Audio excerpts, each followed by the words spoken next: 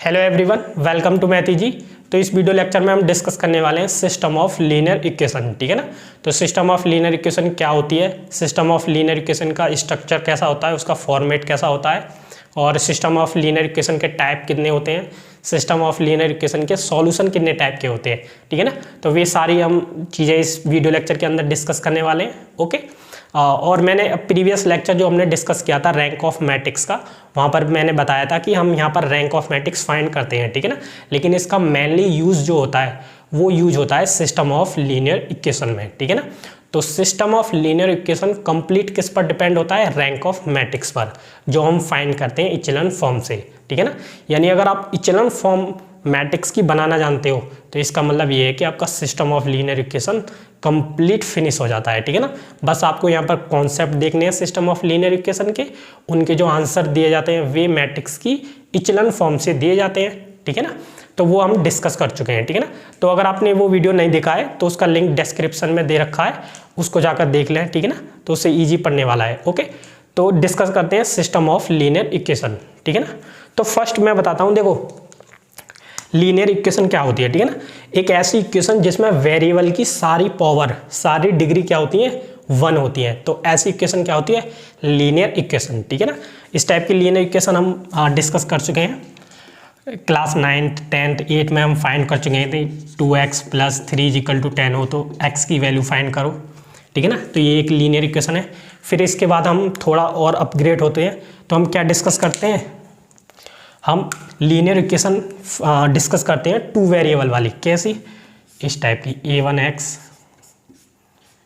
+ v1y c1 = a2x + b2y = c2। ठीक है ना। फर्स्ट हमने ये डिस्कस करते हैं, हम x फाइंड करते हैं, इसको भी लीनियर इक्वेशन कहते हैं, ये 1 वेरिएबल में होती है। फिर हम इस टाइप की लीनियर इक्वेशन को डिस्कस करते हैं, इसमें 2 वेरिएबल होते हैं। ठीक है ना।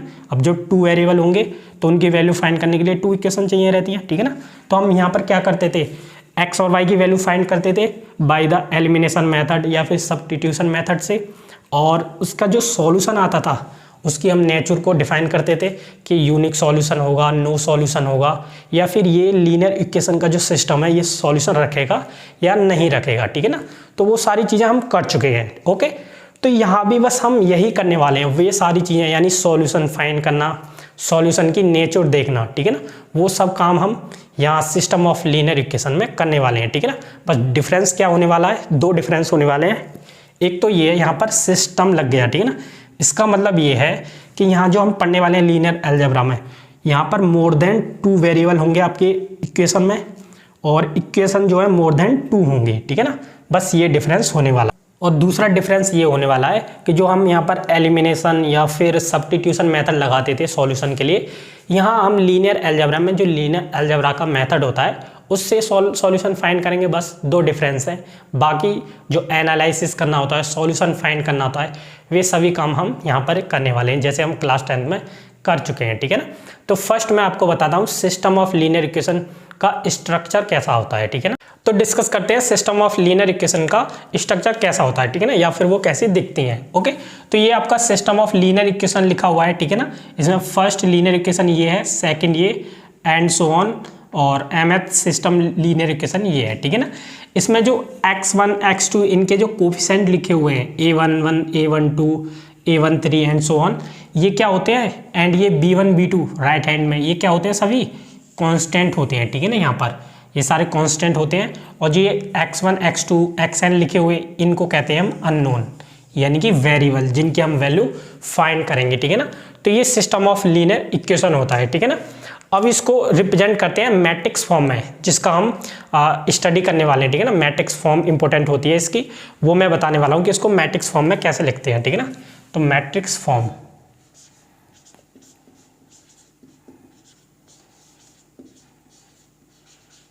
ठीक है ना। मैट्रिक्स फॉर्म देखो, मैट्रिक्स AX = B, इस टाइप का इसका स्ट्रक्चर होता है। ठीक है ना। B। ओके। अब मैं बताता हूँ यहाँ पर A मैट्रिक्स है। ठीक है ना। मैट्रिक्स A है। ओके। अब ये बनेगा कैसे, ठीक है ना।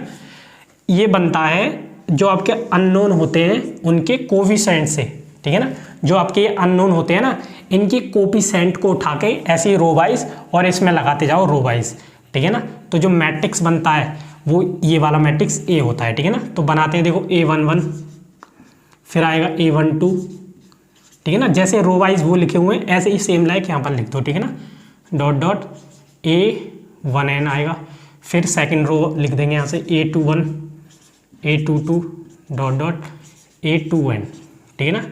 इसी टाइप से AM1, AM2 and dot dot AMN, ठीक है ना।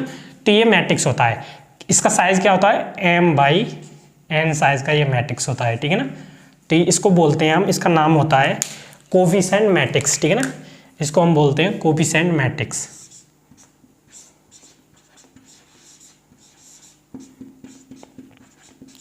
कोफिशिएंट मैट्रिक्स, क्योंकि ये अननोन के कोफिशिएंट जो होते हैं ना, इनसे बना होता है, ठीक है ना।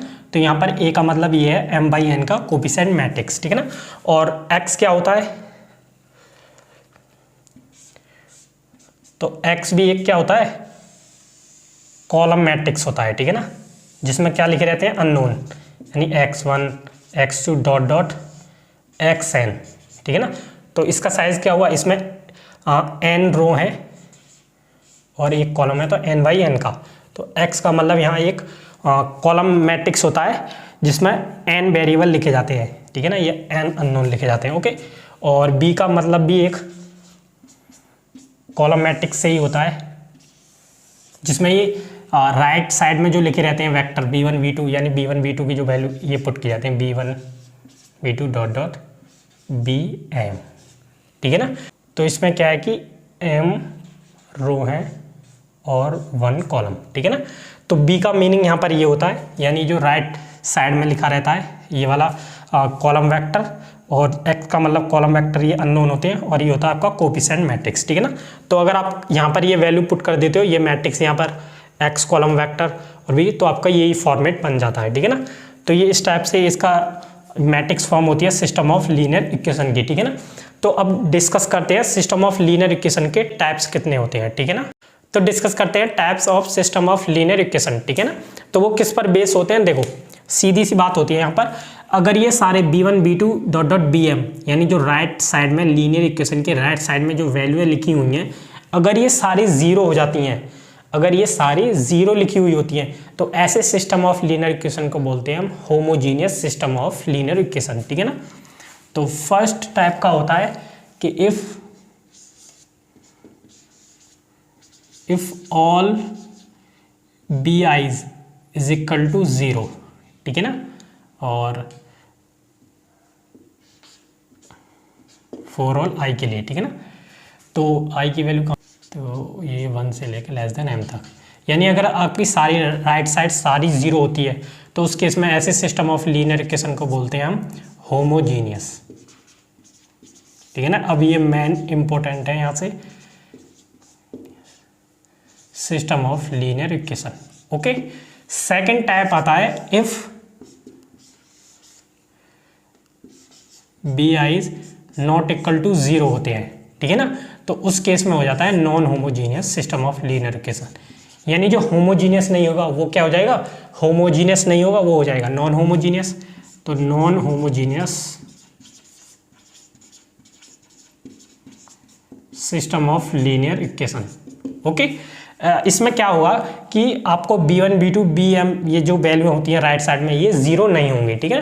तो उसको बोलते हैं non homogeneous system of linear equation, okay. तो अब हम सिस्टम ऑफ लीनियर इक्वेशन इस वाले को ना डिस्कस करके इनको अलग अलग डिस्कस करते हैं। इसको डिस्कस करेंगे मतलब इसके सॉल्यूशन डिस्कस करेंगे, सॉल्यूशन की नेचर को डिस्कस करेंगे जिस पर क्वेश्चन पूछे जाते हैं। सेम है होमोजीनियस सिस्टम को हम डिस्कस करेंगे, उसके सॉल्यूशन को डिस्कस करेंगे, और सॉल्यूशन जो आएगा उसकी नेचर क्या होगी, ठीक है ना, उसको हम डिस्कस करने वाले हैं, ठीक है ना। तो ये दो टाइप में बढ़ जाता है सिस्टम ऑफ लीनियर इक्वेशन, जिसको हमें स्टडी करना है, ठीक है ना। तो क्वेश्चन आपके यहीं से पूछे जाते हैं, सॉल्यूशन की नेचर पर पूछे जाते हैं या फिर सॉल्यूशन फाइंड करने के लिए पूछे जाते हैं, ठीक है ना। तो वो हम क्या करेंगे कि उन सभी चीज़ों को हम डिस्कस करेंगे नेक्स्ट लेक्चर में, ठीक है ना, क्योंकि यहाँ पर कन्फ्यूजन क्रिएट होगा अब पहले आप इसको ऑब्जर्व कीजिएगा, इसको स्टडी करो जितना यहाँ तक पढ़ा है, क्योंकि base system of linear equation का यही है, ठीक है ना। तो नेक्स्ट लेक्चर में हम डिस्कस करेंगे non homogeneous system of linear equation, और वहाँ से जो भी पॉसिबिलिटीज़ होती हैं क्वेश्चन बनने की वो मैं आपको बताऊँगा, ठीक है ना, और क्वेश्चन भी सॉल्व करेंगे हम, ठीक है ना। तो नेक्स्ट वीडियो लेक्चर में मिलते हैं non homogeneous system of linear equation के साथ।